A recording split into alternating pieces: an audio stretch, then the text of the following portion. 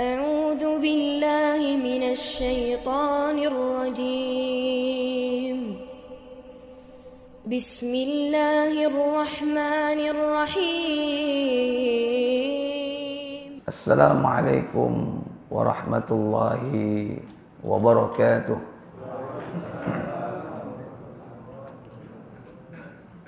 إن الحمد لله نحمده ونستعينه ونستغفره ونعوذ بالله من شرور أنفسنا ومن سيئات أعمالنا من يهده الله فلا مضل له ومن يضلل فلا هادي له وأشهد أن لا إله إلا الله وحده لا شريك له وأشهد أن محمدا عبده ورسوله.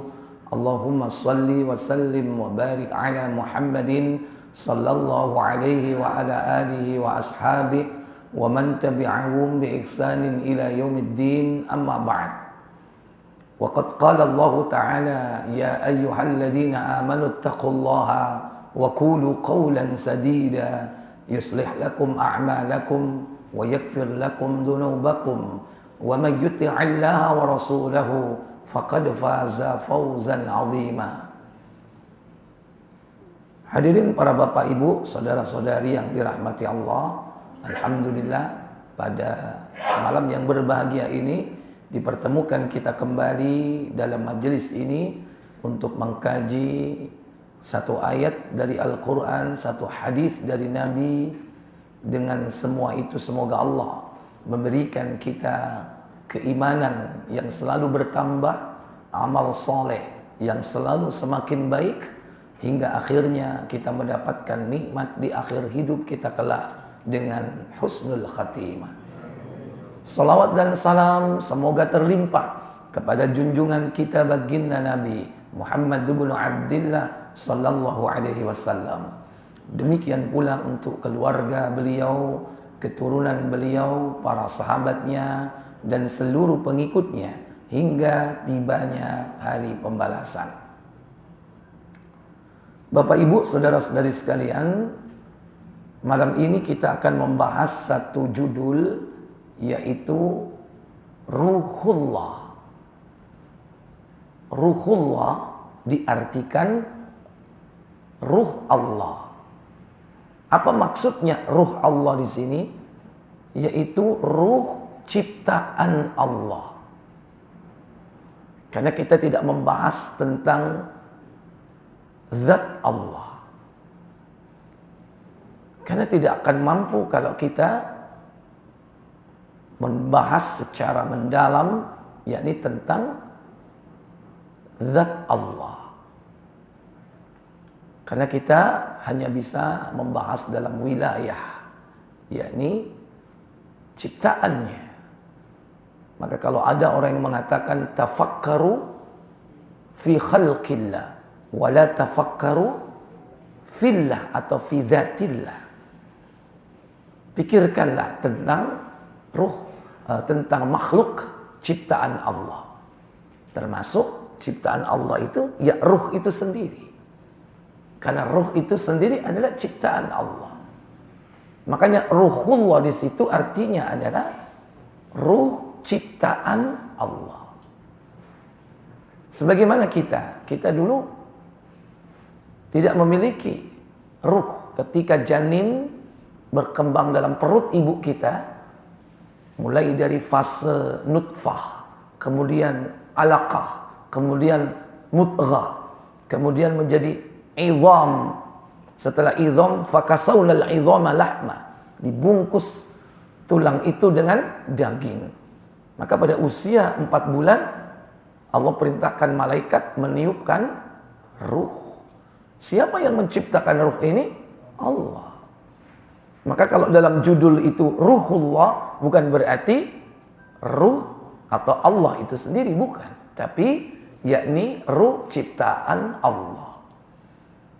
Nah, orang yang disebut dengan ruh ciptaan Allah ini hanya satu yang disebut dengan panggilan Ruhullah. Yang dimaksud adalah yakni Nabiullah Isa alaihissalatu wassalam. Didasarkan atas sebuah hadis dalam Sahih Muslim Kalau tidak salah di nomor 124 KBC, di situ disebutkan tentang kesempurnaan dari syahadat kita. Bukan hanya syahadat tauhid, tapi juga syahadat risalah. Bukan hanya meyakini tentang Nabi kita Muhammad sebagai utusan Allah, tapi kesempurnaan itu juga dengan meyakini bahwa Isa itu adalah hamba Allah, Ruhullah, dan juga kalimat Allah, kalimatullah yang ditujukan kepada Maryam. Ya, sudah ketemu? Baik, silakan. Dari Abu Hurairah radhiyallahu an, ia berkata, Rasulullah SAW bersabda, apa sabda beliau? setiap nabi yang diutus Allah dibekali dengan bukti-bukti. Baik, bukan itu. 120 berapa? 25 atau 26? Barang siapa yang mengakui pengakuan bahwa tidak ada ilah kecuali Allah dan Muhammad adalah utusan Allah dan Isa adalah hamba Allah, sekitar situ 125, 126 atau 124.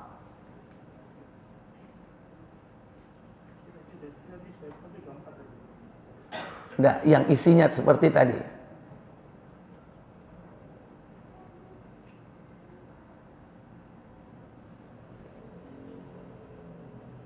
Nggak ada.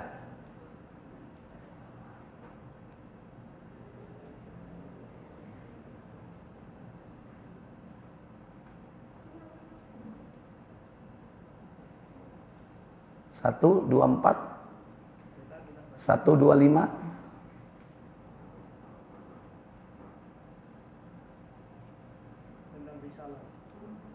Bukan, berarti coba yang 26 coba, nggak pakai 100.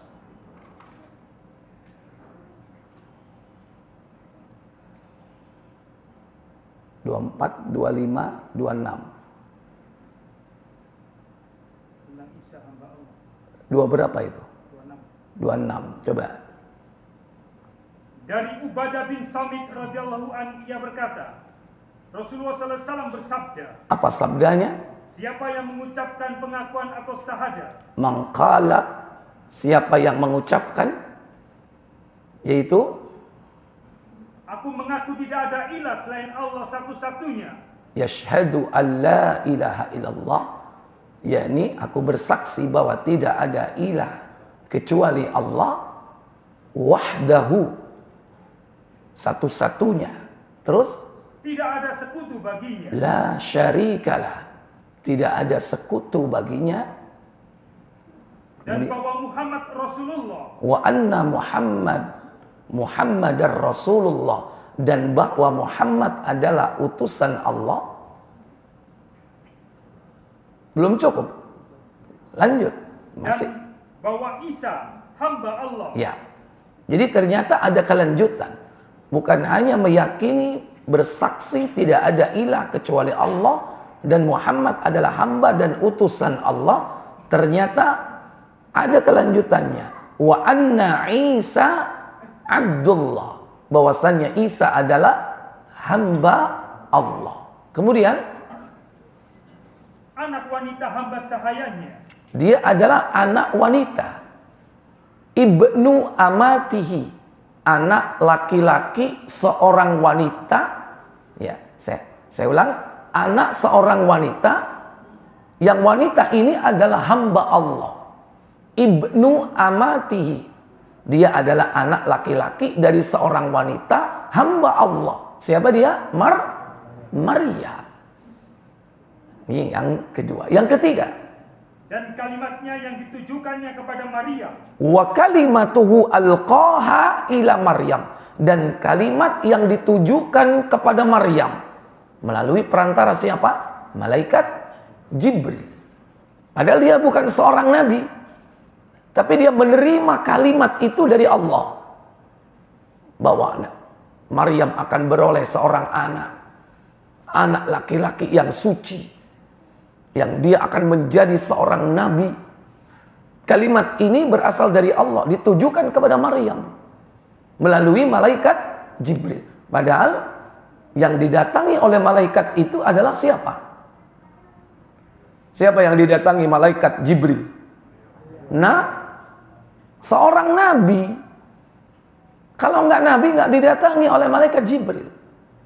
Tapi ini didatangi malaikat Jibril. Padahal dia seorang wanita. Tapi bukan nabi. Berarti akan ketinggian kemuliaan wanita ini. Kemudian yang keempat, dan ruh daripadanya. Iya, waruhullah. Ya, dan ruh Allah, yaitu ruh ciptaan Allah. Abdullah, hamba Allah. Kemudian apa tadi? Ibnu amatihi, anak dari seorang wanita budaknya Allah, Maryam. Wa kalimatuhu alqaha, dan kalimat yang ditujukan oleh Allah kepada Maryam. Dan yang keempat, waruhullah, dan ruh Allah. Baru kemudian ditambah lagi apa? Wa annal jannata haq wan naru haq. Apa katanya? Dan bahwa surga dan neraka itu sebenarnya ada. Allah akan memasukkannya ke surga melalui salah satu pintu dari 8 pintu yang dikehendaki. Maka Allah berjanji, adkhalahullahu, Allah akan memasukkan dia kemana? Ilal jannah min thamaniyati abwabin syi'ti, ke dalam surga dari 8 pintu surga yang dikehendaki. Kemana? 8 pintu surga, terserah Allah. Min thamaniyatil abwaban sya'a, dari 8 pintu surga yang Allah kehendaki. Jadi kesempurnaan syahadat kita meyakini bahwa Isa adalah siapa? Hamba Allah. Maka diterangkan semua itu di dalam kisahnya pada surah Maryam, ya, pada ayat yang ke-16 insyaallah. Dimulai dari ayat yang 16. Jadi penjabaran dari 4 poin tadi, bahwa Nabi Isa adalah hamba Allah, kalimat yang ditujukan Allah kepada Maryam, dia adalah ruhullah. Kemudian dia adalah seorang nabi. Kata Allah tabaraka wa taala mulai dari ayat yang ke-16.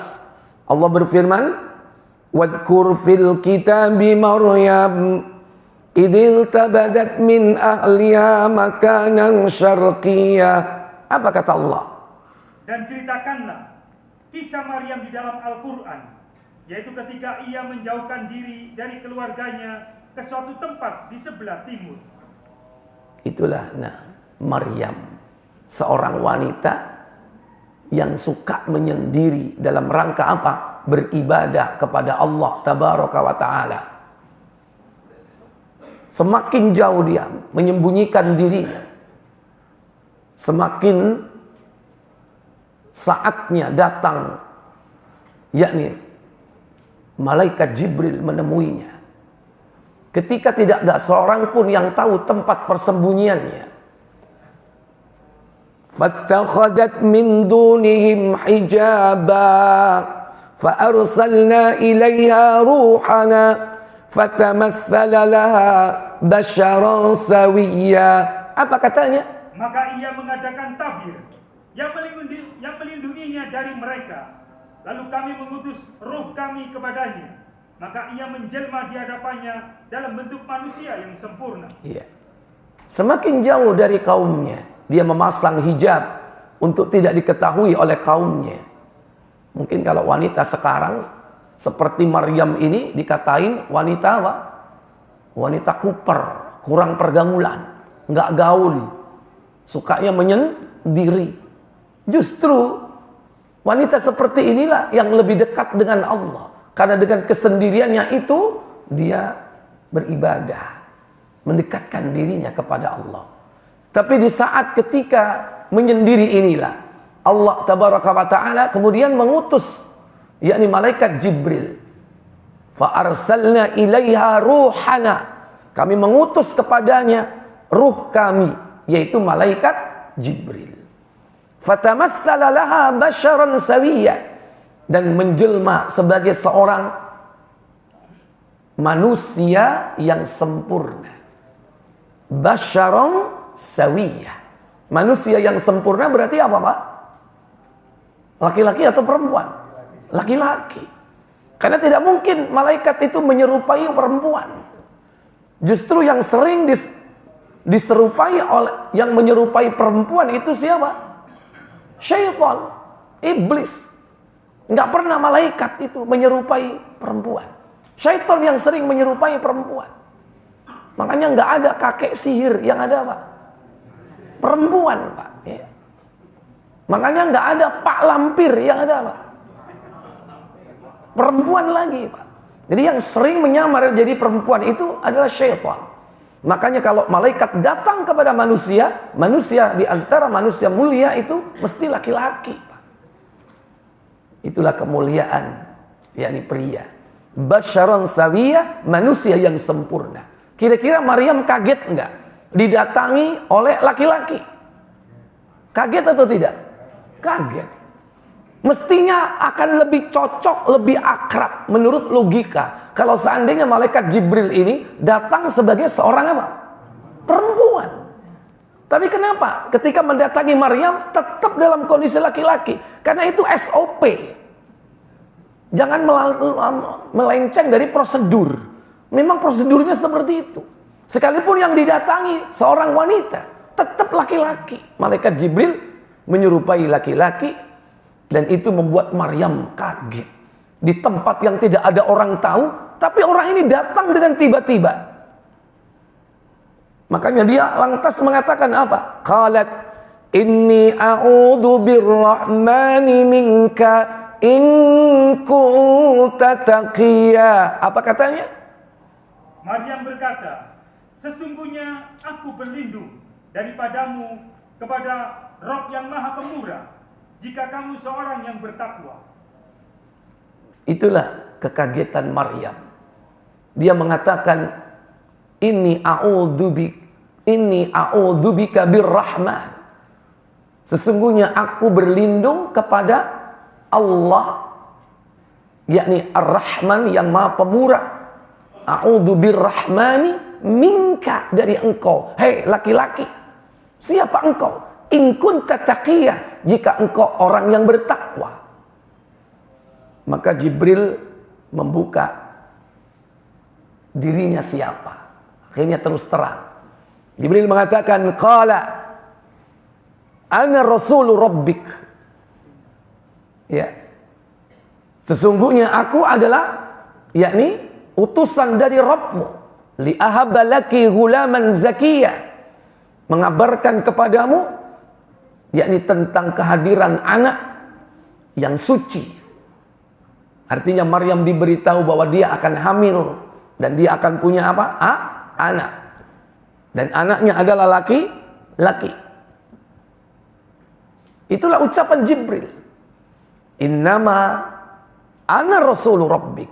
Sesungguhnya aku hanyalah utusan dari Rabbmu. Maka Maryam faham. Oh, ini malaikat ini. Tenang hati Maryam. Tapi ketenangan itu tidak berjalan lama, Bapak Ibu. Kenapa? Bagaikan petir di siang bolong. Mengagetkan Maryam. Di mana Maryam mendapatkan kabar berita bahwasanya dia akan memperoleh atau memiliki seorang anak laki-laki. Sekalipun diembel-embeli di situ dengan apa? Ghulaman zakiyah, anak laki-laki yang suci. Artinya bahwa anak laki-laki ini bukan dari hasil perbuatan nista. Ini penegasan bahwa nanti anaknya inilah yang akan menjadi orang yang mulia di sisi Allah tabaraka wa ta'ala. Ghulaman zakiyah. Tapi namanya manusia Pak, kaget Pak. Kenapa kok dirinya? Sehingga Maryam mengatakan, qalat anna yakunu li gulamu wa lam yamsasni bashar wa lam aku baghiya. Apa kata Allah? Maryam berkata, bagaimana akan ada bagiku seorang anak laki-laki, sedang tidak pernah seorang manusia pun menyentuhku, dan aku bukan pula seorang pezina. Anna yakunu li gulam. Bagaimana mungkin aku punya seorang anak? Walam yamsasni bashar. Padahal aku belum pernah disentuh oleh laki-laki. Walam aku baghiya. Dan aku bukanlah seorang wanita jalang atau seorang wanita pelacur. Maka ditenangkan hati Maryam. Jibril mengatakan, qala kadzalika qala rabbuki huwa 'alayya hayyin wa linaj'alahu ayatan lin-nasi wa rahmatan minna wa kana amrun maqdiya. Apa katanya? Jibril berkata, demikianlah Rabbmu berfirman, hal itu adalah mudah bagiku, dan agar dapat kami menjadikannya suatu tanda bagi manusia dan sebagai rahmat dari kami, dan hal itu adalah suatu perkara yang sudah diputuskan. Iya. Maka terbantahlah semua tuduhan orang-orang Yahudi bahwasannya Isa itu anak seorang wanita yang berzina. Anak seorang wanita yang melakukan perbuatan nista. Terbantah dengan ayat ini. Bahwasannya Isa itu adalah seorang anak lelaki keluar dari rahim wanita yang suci, yaitu Maryam. Karena ini sudah ditetapkan oleh Allah Tabaraka wa Ta'ala, dan hal itu mudah bagi Allah. Seorang perempuan punya anak tidak punya suami. Sebagaimana sebelumnya ada manusia tercipta bukan dari siapa-siapa, nggak punya bapak, nggak punya ibu. Siapa dia? Adam. Bahkan ada juga makhluk dicipta hanya dari laki-laki tanpa seorang ibu. Siapa dia? Hawa. Demikian pula Isa. Ini merupakan ayat Allah. Tanda-tanda kebesaran Allah. Dia punya ibu tapi tidak punya bapak. Mudah. Hal itu mudah bagi Allah Tabaraka wa Ta'ala. Cuman yang seperti ini cuman satu. Nggak ada yang lain ya. Kalau sekarang kalau ada perempuan kemudian hamil punya anak nggak punya suami, nah itu berarti bukan Maryam. Ya, Maryam cuman satu. Mungkin itu Maryam. Kok jebus kono? Ya Maryam abad 21 kan banyak. Punya anak nggak punya suami. Pengennya seperti Maryam yang benar, nggak bisa karena cuma satu Maryam, yakni Maryam binti Imran, nggak ada yang lain. Ini yang pertama, putra seorang perempuan suci yang bernama Maryam. Dia adalah ibnu amatihi, anak laki-laki dari seorang wanita hamba sahaya Allah. Berarti dia adalah wanita yang taat kepada Allah. Makanya disebutkan dalam banyak ayat, Maryam ini merupakan wanita seantero jagat pada saat itu. Wanita terbaik. Bahkan kelak di surga, salah satu di antara pemimpin bidadari surga. Kemudian, yang kedua, bahwasannya Nabi Isa itu lahir bukan di musim dingin. Nabi Isa lahir bukan pada saat salju turun. Pada ayat berikutnya, ayat 22. Fahamalathu fantabadat bihi makanan qasiya. Ayat 22, silakan. Maka Maryam mengandungnya, lalu ia menyisihkan diri dengan kandungannya itu ke tempat yang jauh. Iya. Karena hamil, maka dia semakin mengasingkan diri jauh dari manusia. Karena pasti fitnahnya besar. dia hamil sebagaimana wanita-wanita yang lain.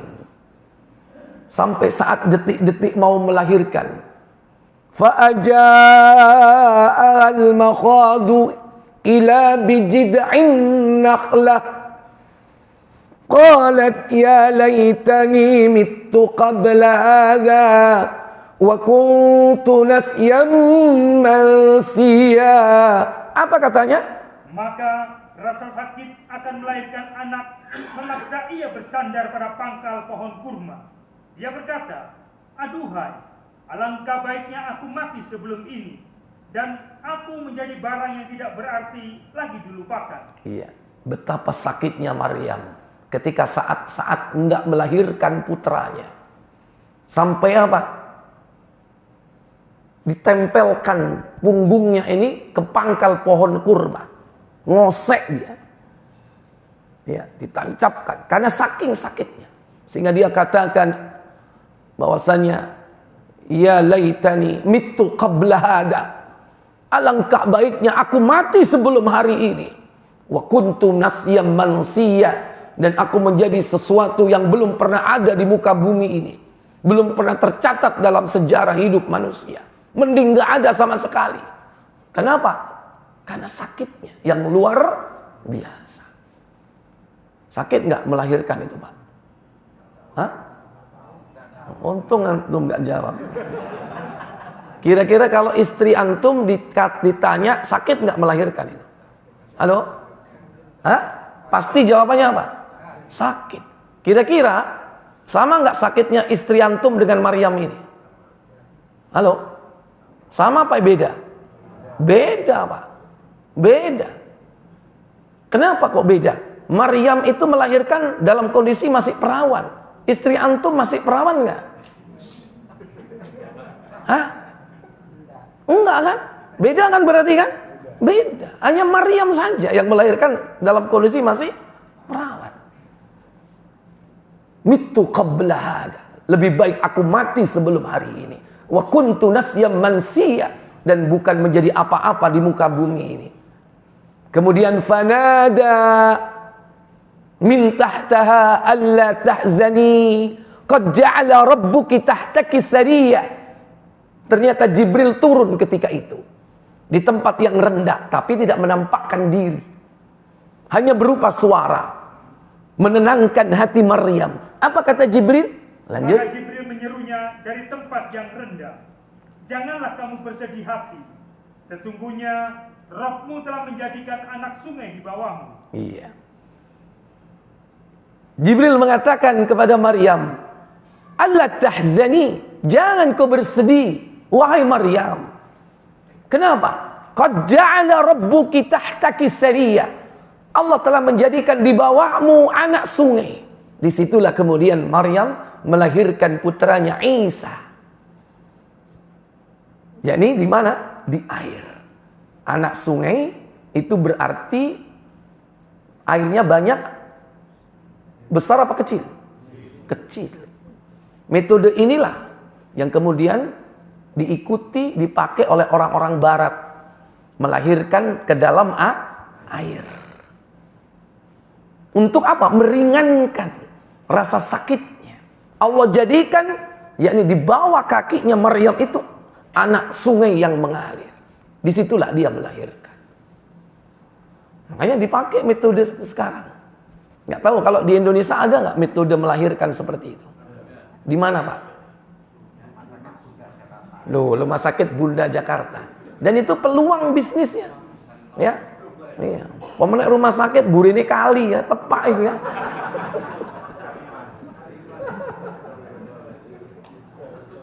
Ya meskipun bukan kali beneran ya, buat sungai atau buat kolam lah ya kan, melahirkan di situ. Tentu suhunya dikondisikan dengan suhu tubuh ibunya. Dan itu menandakan apa? Pada saat itu bukan musim apa? Bukan musim dingin. Kalau musim dingin airnya menjadi apa? Beku, atau minimal kalau tidak beku apa rasanya? Dingin. Kalau dingin, bayinya kira-kira stres atau selamat? Mati bisa jadi. Kenapa? Karena perbedaan suhu. Perbedaan suhu. Kenapa? Melahirkan di air itu, dikondisikan suhu air itu mirip dengan suhu rahim ibunya. Walaupun tidak sama persis, begitu lahir seakan-akan hanya pindah saja. Dan saat itu menandakan bukan musim dingin. Kalau dingin, air akan menjadi dingin. Ini yang pertama. Ini isyarat yang menunjukkan bahwa Isa bukan lahir pada waktu musim dingin. Lebih tegas lagi pada ayat berikutnya. Wa huzzi ilaiki bijida'in nakhlati tusaqit alaiki rutaban janiyya. Apa katanya? Dan goyanglah pangkal pohon kurma itu ke arahmu. Niscaya pohon itu akan menggugurkan buah kurma yang masak kepadamu. Iya. Goyanglah pangkal pohon kurma itu, wahai Maryam, ke arahmu. Niscaya pohon kurma itu menjatuhkan rutoban janiyah. Rutob itu berarti masak di mana? Masak di pohon. Berarti saat itu musim apa? Musim panas. Nabi Isa itu menurut ayat ini lahir bukan musim dingin, justru musim apa? Saat kurma itu ranum di atas pohonnya, yaitu musim panas. Berarti Isa atau sebutannya Yesus kalau bahasa yang lainnya itu bukan lahir tanggal 25 Desember. Bukan lahir tanggal 25 Desember. Ya. Kalau itu siapa itu? Lahirnya siapa? Sinterklas. Ketane bintang oleh hadiah. Ya. 25 Desember itu lahirnya dewa matahari. Makanya keyakinan paganisme kuno yang mereka menyembah Amun-Ra atau dewa matahari dikawinkan dengan keyakinan Kristen pada saat itu. Supaya apa? Eropa mengakui keberadaan agama Kristen. Dikawinkan dengan keyakinan paganisme. Maka dirayakan tanggal 25 Desember. Maka antum beritahu saudara-saudara kita bahwasannya Isa tidak pernah lahir tanggal 25 Desember. Terus kan laopo melok apa? Melok gawe apa jenenge? Topi abang mau lho.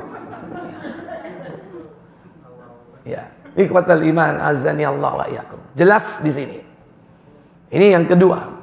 Kemudian yang ketiga, Isa adalah hamba Allah, bukan anak Allah. Apalagi Allah itu sendiri.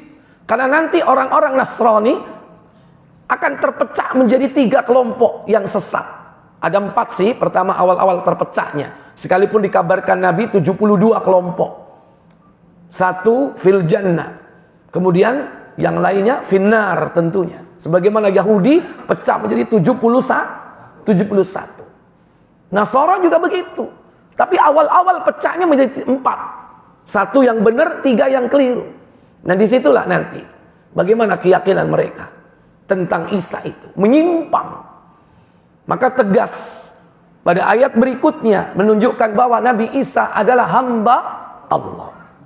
Kita mulai dari ayat 26. Maka Jibril mengatakan kepada Maryam, "Fakuli washrobi wa qarri 'aina fa imma tarayinna minal bashari ahadun faquli inni nadartu lirrahmani sawman falan ukallimal yawma insiya." Apa kata Allah Jalla wa Ala? Maka makan, minum dan bersenang hatilah kamu. Jika kamu melihat seorang manusia, maka katakanlah, sesungguhnya aku telah bernazar berpuasa untuk Allah yang Maha Pemurah. Maka aku tidak akan berbicara dengan seorang manusia pun pada hari ini. Makan, minum. Apa yang dimakan tadi? Kurma. Itu mengisyaratkan bahwa makanan terbaik bagi orang yang baru melahirkan apa?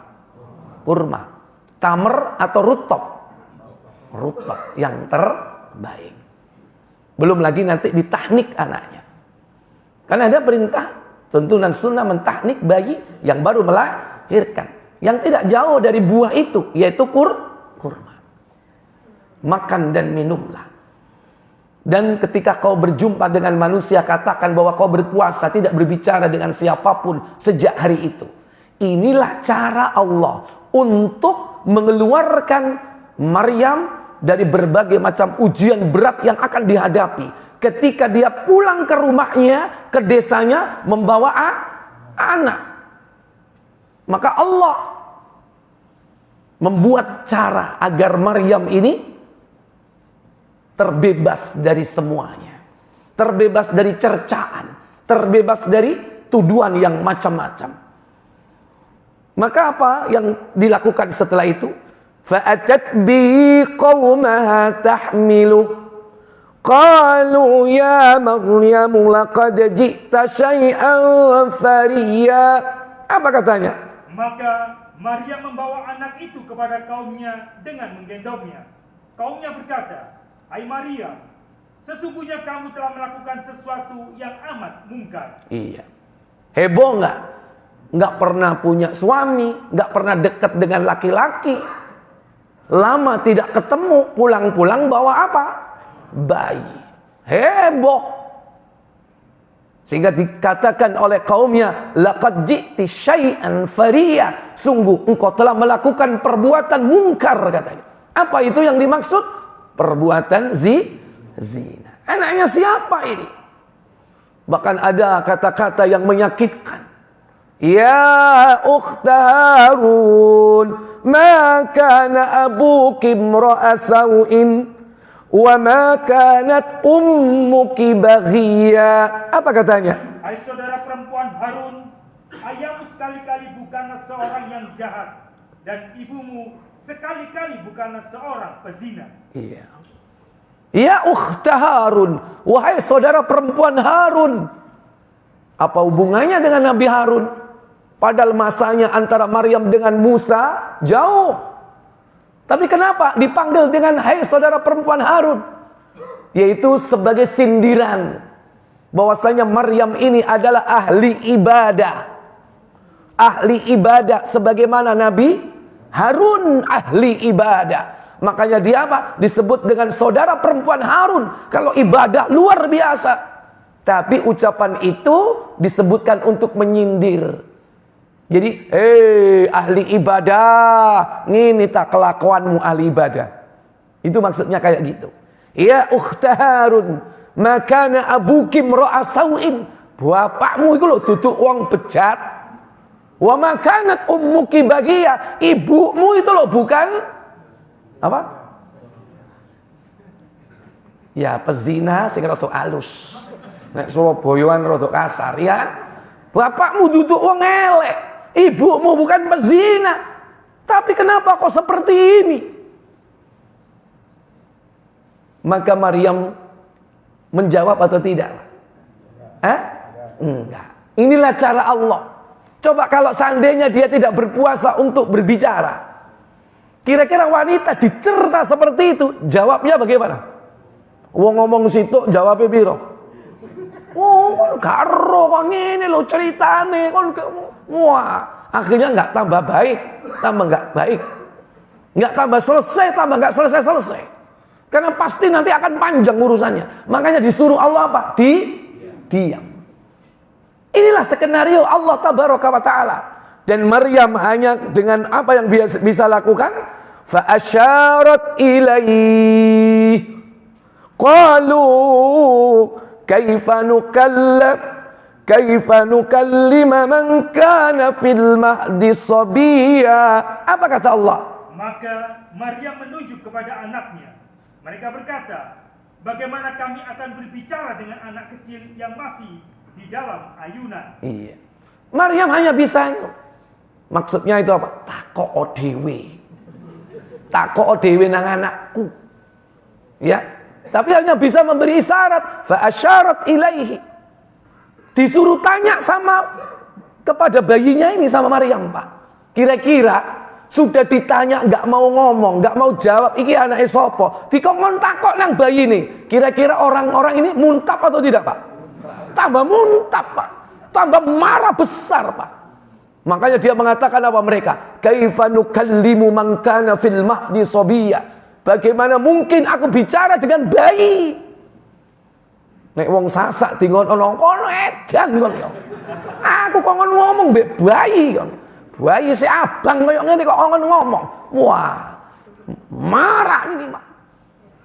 Disitulah detik-detik di mana Allah membongkar rahasia siapakah Maryam dan siapakah Nabi Isa. Pada saat itulah kemudian Nabi Isa ngomong, Pak. Bicara pada saat bayi itu, Pak. Di detik-detik itu. Apa kata Isa? Qala inni abdullah antaniyal kitaba waj'alani nabiyya. Apa katanya? Berkatalah Isa, sesungguhnya aku ini hamba Allah. Dia memberiku Alkitab, yaitu Injil, dan dia menjadikan aku seorang nabi. Bayi ngomong. Heboh nggak, Pak? Tambah heboh ini, Pak. Isa tahu-tahu nak bicara, Pak. Masih bayi berapa hari itu, Pak? Langsung dia mengatakan, Inni Abdullah, aku adalah hamba Allah. Ataniyal kitaba, aku diberi oleh Allah Alkitab. Wa ja'alani nabiyya, dan Allah menjadikan aku seorang nabi. Kira-kira suaranya kecil atau suaranya gede, Pak? Halo? Ya masih bayi, Pak. Pita suaranya kecil. Ya kecil, nek gede lah rekaman, Pak. Suaramu itu. Ya disesuaikan dengan dia, kan masih bayi. Wah, heboh ini, Pak. Bayi bisa bicara seperti itu. Lebih tegas lagi apa kata Isa? Melanjutkan perkataannya. Wajalani mubarakan aynama kuntu wa awsani bis salati waz zakati ma dumtu hayya. Apa katanya? Dan dia menjadikan aku seorang yang diberkahi di mana saja aku berada. Dan dia memerintahkan kepadaku, yaitu mendirikan sholat dan menunaikan zakat selama aku hidup. Berarti Nabi Isa sholat. Berarti nek sholat sapa ndi? Ya. Nabi Isa itu sholat. Berarti dia seorang apa Nabi Isa ini? Seorang muslim. Seluruh nabi itu muslim. Ciri muslim itu apa? Salat dan zakat. Dua syariat ini tidak pernah hilang dalam perjalanan hidup manusia. Mereka disebut muslim. Kata Allah dalam surah Al-Ankabut 29 ayat 78. Surah Al-Hajj surah 22 ayat 78.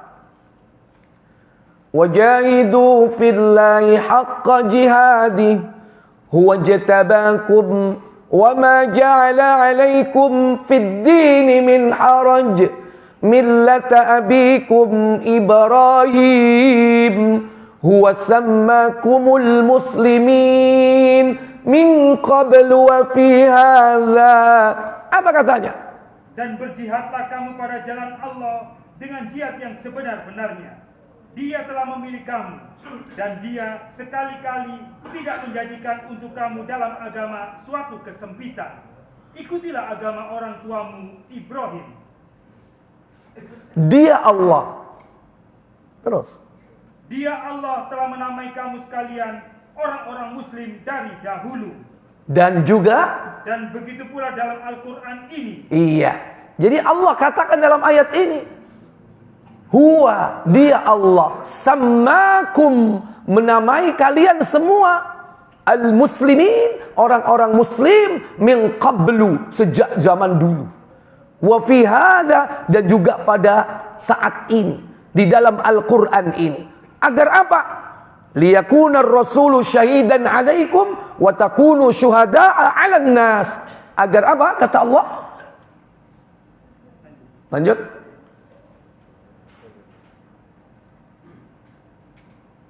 Supaya Rasul itu menjadi saksi. Terus. Atas dirimu, dan supaya kamu semua menjadi saksi atas segenap manusia. Supaya Rasul menjadi saksi atas dirimu, hai kaum muslimin. Dan kalian kaum muslimin menjadi saksi atas seluruh umat manusia.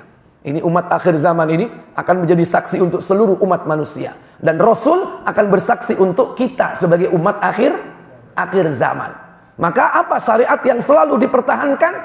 Wa aqamus shalah wa atuz zakah wa'tasimu billah. 3 disebutkan dalam ayat ini. Apa katanya? Maka dirikanlah salat, tunaikanlah zakat, dan berpeganglah kamu pada tali Allah. Iya, berpeganglah kalian yakni terhad dengan tali Allah. Makanya seorang muslim tidak bisa lepas dari 3 ini.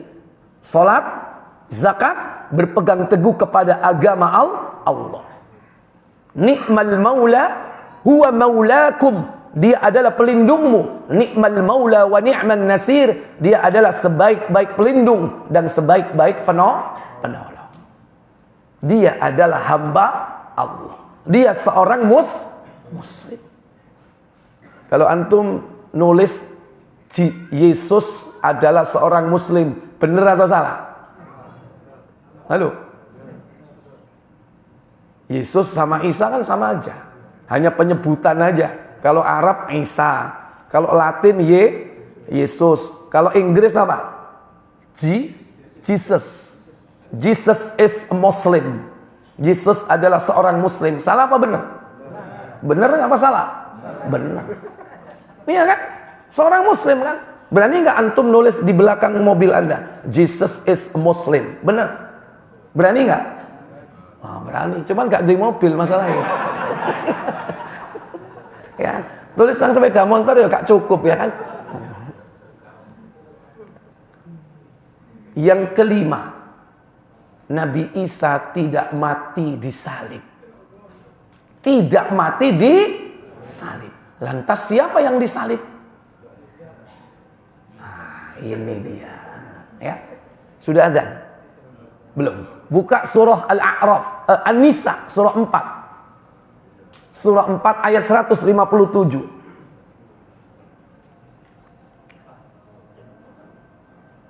Wa qawlihim inna qatalna al-masiha Isa ibn Maryam Rasulullah wa ma qataluhu wa ma salabuhu walakin syubbiha lahum. Apa katanya? Dan karena ucapan mereka, sesungguhnya kami telah membunuh Al-Masih Isa putra Maryam Rasulullah, padahal mereka tidak membunuhnya dan tidak pula menyalibnya. Tetapi yang mereka bunuh ialah orang yang diserupakan dengan Isa bagi mereka.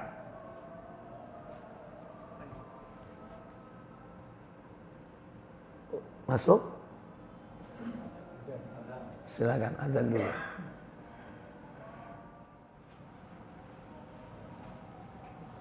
Baik Bapak Ibu Saudara sekalian, bahwa Nabi Isa itu tidak mati di tiang salib. Sebagaimana ayat tersebut dan kita lihat dalam tafsirnya. An-Nisa ayat 157, tafsir ya. Ada tafsir buku manual di sini. Baik. Wa qaulihim, dan karena ucapan mereka. Apa ucapan orang-orang Yahudi? Yakni bahwasannya inna qatalnal masih ibn Maryam. Kami telah membunuh Isa putra Maryam. Ini ucapan Yahudi. Rasulullah ucapan di situ adalah apa? Ejekan. Kayak apa maksudnya ejekan? Saya telah membunuh Isa. Rasulullah kok mati? Itu anggapan mereka begitu. Mereka menganggap bahwasannya apa? Dia mampu membunuh Isa. Sementara orang-orang mengatakan dia adalah utusan Allah. Makanya sindiran itu disampaikan dalam ayat ini. Mereka tidak mengakui bahwa Isa adalah Rasul utusan Allah. Tapi itu sebagai sindiran. Kok Rasul kok mati? Akhirnya Allah tegaskan dalam ayat itu pula. Bahwasannya memang benar Nabi Isa itu tidak mati. Dan dia benar-benar Rasul yang memang diselamatkan oleh Allah. Tidak terbunuh sebagaimana Rasul sebelumnya. Nabi sebelumnya, yaitu Yahya bin Zakaria. Dan juga abahnya, yaitu Zakaria. Makanya Allah tegaskan, wama qataluhum, mereka tidak membunuhnya. Lebih tegas lagi, wama salabuhum, mereka tidak mensalibnya, walakin akan tetapi syubbiha lahum, yang mereka bunuh dan salib itu yang diserupakan dengan Isa. Siapa yang diserupakan dengan Isa, Bapak Ibu? Halo? Yudas. Inilah kesalahan yang banyak terjadi di kalangan kaum muslimin. Yang disalib itu bukan Yudas. Yudas itu sahabat Nabi Isa yang berkhianat. Kalau berkhianat berarti jelek apa baik? Jelek. Itu menyelisih riwayat dari Ibnu Abbas radhiyallahu taala anhuma. Apa kata Ibnu Abbas meriwayatkan tentang itu? Silakan baca tafsir Ibnu Katsir.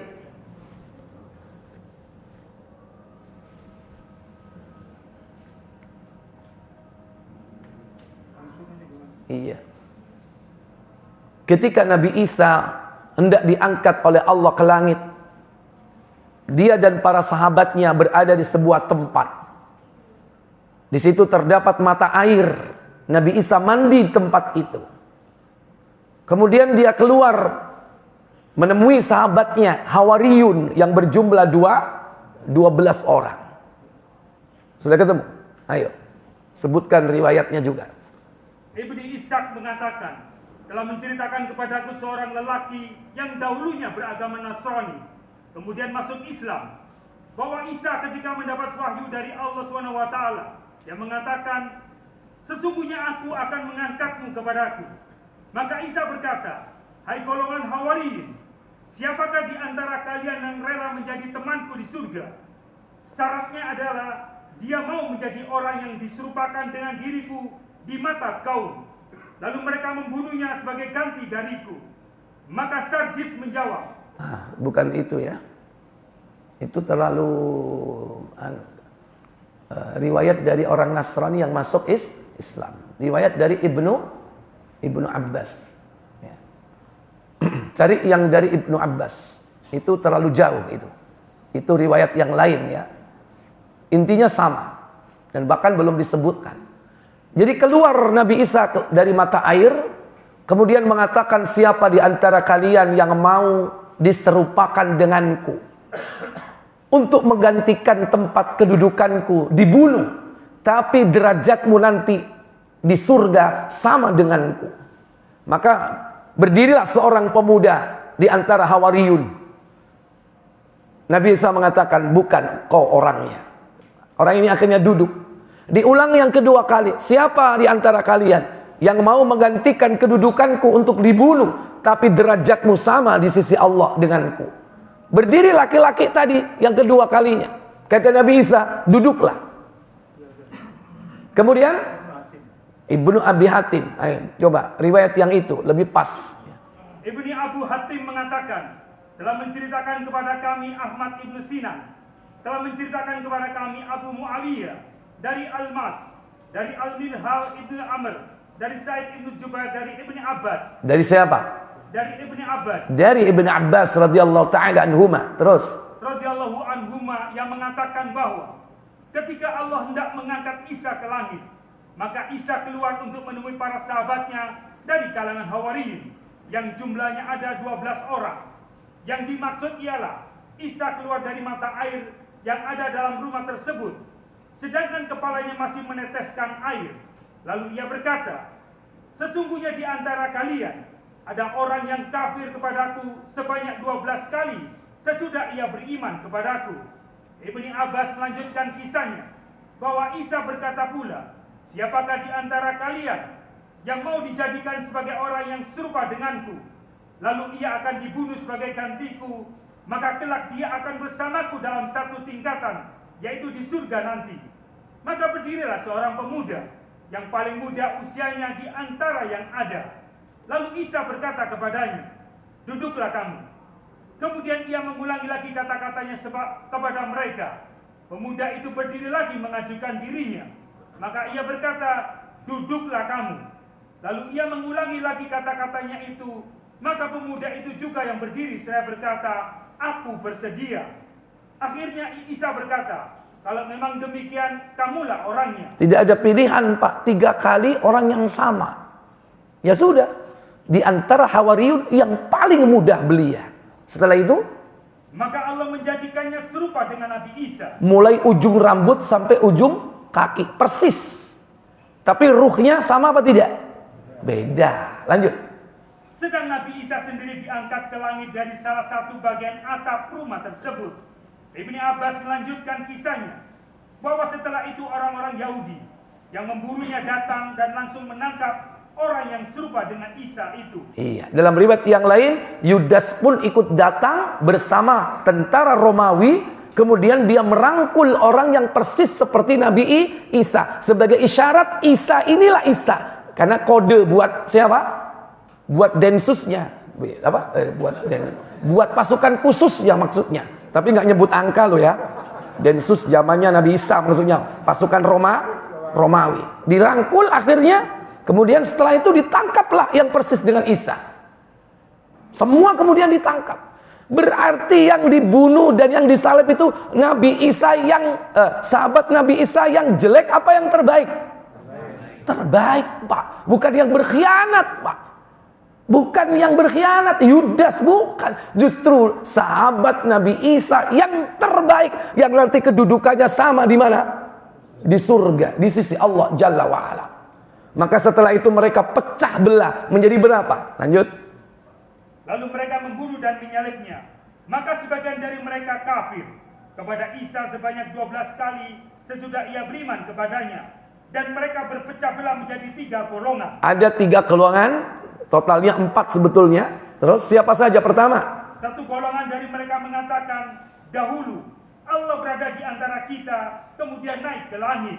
Mereka yang berkeyakinan demikian adalah sekte Yakubiyah. Kelompok Yakubiyah yang mengatakan bahwa Isa adalah yaitu Allah.